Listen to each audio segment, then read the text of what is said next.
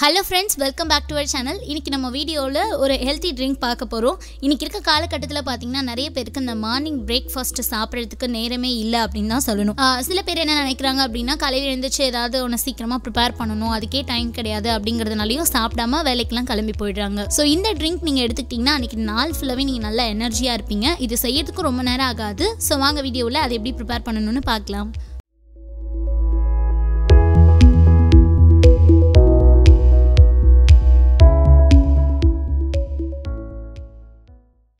ஒரு க்ளீன் பவுல் எடுத்துக்கிறேன். இதுல 3 டேபிள் ஸ்பூன் ராகி மாவு போட்டுக்கலாம். அதாவது கேழ்வரகு மாவுன்னு சொல்வாங்க. இதுல பாத்தீங்கன்னா நிறைய அமினோ அமிலங்கள் இருக்கு. இது வந்து நமக்கு பசி உணர்வை கட்டுப்படுத்துறதுக்கு ரொம்ப யூஸ்ஃபுல்லா இருக்கும். அதே மாதிரி நம்ம உடல் எடையை நல்லா கண்ட்ரோலா வச்சுக்கும். ஸோ முக்கியமா சொல்லணும் அப்படின்னா நம்ம உடல்ல வந்து நைட்ரோஜன் நிலையை நல்லா சமமா வச்சுக்கிறதுக்கு ரொம்ப யூஸ்ஃபுல்லா இருக்கும்.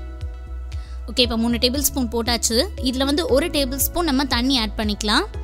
இதை வந்து நல்லா மிக்ஸ் பண்ணிக்கோங்க. அதே மாதிரி நம்ம எலும்புகளை நல்லா ஸ்ட்ராங்காக வச்சுக்கிறதுக்கு கால்சியம் சத்து ரொம்பவே அவசியங்க. ஸோ அந்த கால்சியம் சத்து பார்த்தீங்கன்னா இந்த ராகி மாவில் நிறைய இருக்குது.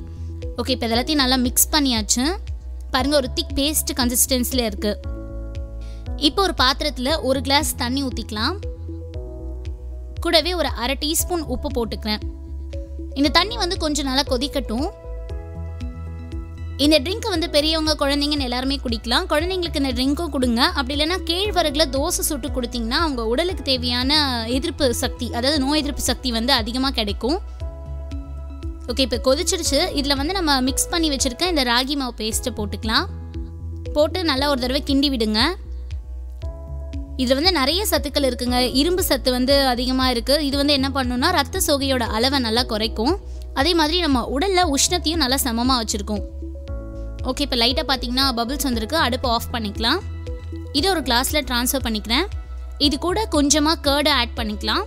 அடுத்ததாக இது கூட டேஸ்ட்டுக்காக கொஞ்சமாக லெமன் ஜூஸையும் ஆட் பண்ணிக்கலாம். இது எல்லாத்தையும் நல்லா மிக்ஸ் பண்ணிக்கோங்க. இப்போ நமக்கு தேவையான ட்ரிங்க் ரெடி ஆயிடுச்சு. அதே மாதிரி இந்த ட்ரிங்க்கில் பார்த்தீங்கன்னா நார்ச்சத்து அதிகமாக இருக்குது. ஸோ உங்களுக்கு சீக்கிரமாக ஜீரணமும் ஆகும். குறிப்பாக இந்த ட்ரிங்க்கை நம்ம எடுத்துக்கிறதுனால உயர் ரத்த அழுத்தம், கல்லீரல், இதய நோய், ஆஸ்துமா இந்த மாதிரி பல பிரச்சனைகள் இருந்தாலும் அதெல்லாம் குணப்படுத்தும் அப்படின்னு சொல்கிறாங்க. ஸோ என்ன ஃப்ரெண்ட்ஸ், இந்த ட்ரிங்க்கை வந்து கண்டிப்பாக நீங்கள் ட்ரை பண்ணி பாருங்கள். ஏன்னா அது வந்து செய்யறதுக்கு ரொம்ப நேரம் ஆகாது நான் சொன்ன மாதிரி.